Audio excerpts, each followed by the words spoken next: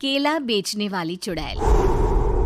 एक बार की बात है, जादूपुर नाम के एक गांव में करतब दिखाती एक औरत एक रेड्डी के लिए गांव में आती है।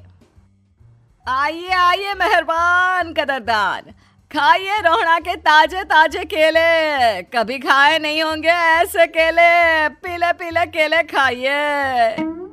ये कहकर रोहड़ा हाथों में 4 केले लिए उन्हें सर्कल में जोर जोर से हवा में उछालती हुई करतब दिखाती है, जिसे देखकर आसपास के सारे बच्चे अपने अपने मम्मी पापा से उस औरत के पास जाने की जिद करने लग जाते हैं। पापा, ऐसा तो सर्कस में बॉल से होता है ना, ये आंटी तो केले से कर रही है। चलिए ना पापा, देखते हैं। रोहड़ा एक पतली सी तार पर चलती हुई केलों से करतब दिखाती है। आते जाते सभी लोग बाहर रुककर उसके करतब देखते हैं और वाह वाही करते नहीं थकते। जैसे ही एक आदमी पास आकर उसे पैसे देने लग जाता है, तब वो कहती है, अरे नहीं नहीं साहब, मैं करतब तो बच्चों के मन को बहलाने के लिए करती हूँ। धंधा तो मेरा केले का है। पीछे देखो मेरी रिड्डी, जो भी मेरे केले खाएगा मेरी तरह चुस्त दुरुस्त और तंदुरुस्त हो जाएगा। पता चलता है क्या कि मेरी उम्र 55 की है। अरे पर ऐसे ठंड के मौसम में कोई केला क्यों खाएगा? ये ऐसे वैसे केले नहीं है साहब, ये शरीर में गर्मी देते हैं। ठंड को दूर भगाए जो भी रोहिणा के केले खाए। पापा, अगर मुझे केले नहीं मिले तो मैं घर नहीं जाऊंगी। तभी उसके पापा कहते हैं कि बेटा, केले ठंड में कभी गर्मी नहीं देते। ये सब कहने की बातें हैं, सामान बेचने का तरीका है इनका। पर पिंकी नहीं मानती। मैं केले खाऊंगी। पिंकी की जिद के आगे नत्थू हार जाता है और उसे केले खरीद कर दे देता है। पिंकी खुश होकर केले घर ले आकर खाती है। अब मैं भी करतब करूंगी, कितना मजा आएगा। जादुई केले।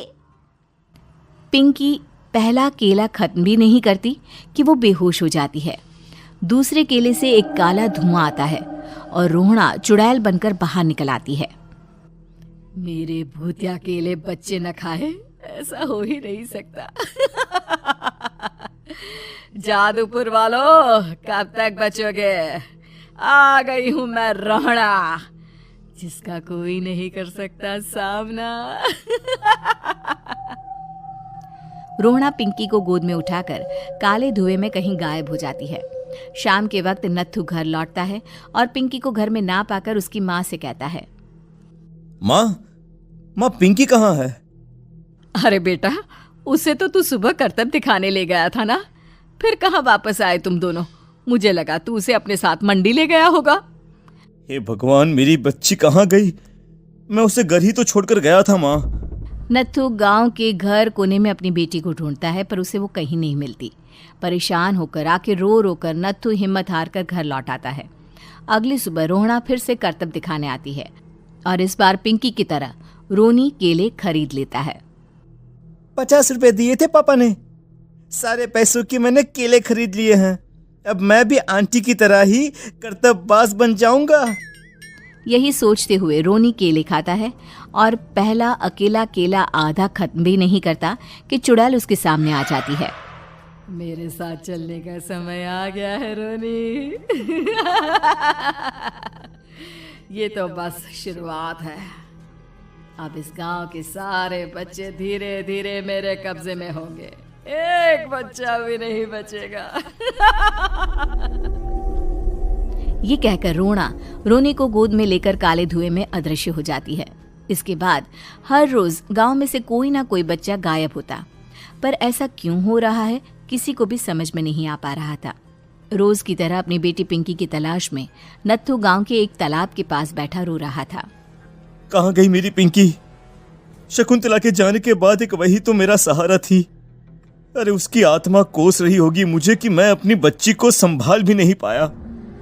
नत्थू ये कहता हुआ रो ही रहा था कि तभी तालाब में से उसे शकुंतला की आवाज सुनाई देती है। कहाँ थी तुम शकुंतला? हमारी बच्ची और सारे गायब हुए बच्चे रोहड़ा के कब्जे में हैं। वो बच्चों को जो केले देती है उससे बच्चे बेहोश हो जाते हैं और उसके कब्जे में आ जाते हैं और वो उन्हें ले जाकर काली दुनिया में ले जाती है। पर वो ऐसा क्यों कर रही है? ये मैं नहीं जानती, पर उस दुनिया का रास्ता मैं आपको बता सकती हूँ। जहां ये नदी खत्म होती है वहां एक केले का पेड़ है, उसके नीचे एक दरवाजा है, वहीं से रास्ता जाता है उस दुनिया का। ये कहकर शकुंतला की आत्मा गायब हो जाती है। गांव के सभी लोग झुंड बनाकर उसी रास्ते से काली दुनिया में चले जाते हैं और वहां देखते हैं कि सारे बच्चे वहां काम कर रहे थे। पापा मुझे ले चलो यहाँ से। पापा पापा। सभी बच्चे अपने मम्मी पापा से लिपट जाते हैं। तो तुम लोग यहाँ तक आ गए? क्यों हमारे बच्चों को पकड़ लिया तूने? तुझे शिकार ही बनाना है तो ले, हम सब आ गए हैं, हमें खा ले। नहीं, मुझे बच्चे चाहिए। मेरे बच्चे के बदले तुम लोगों के बच्चे। क्या मतलब? मैं इसी गांव में रहने वाली एक औरत थी। केले की चोरी के इल्जाम में मेरे बेटे को गांव वालों ने इतना मारा कि वो मर गया।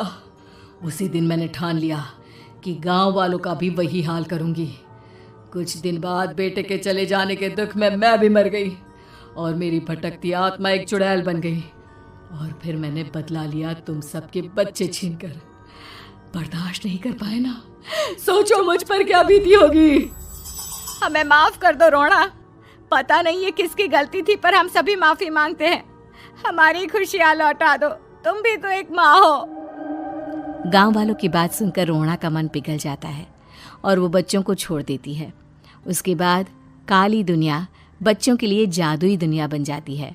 अब कोई भी कभी भी वहां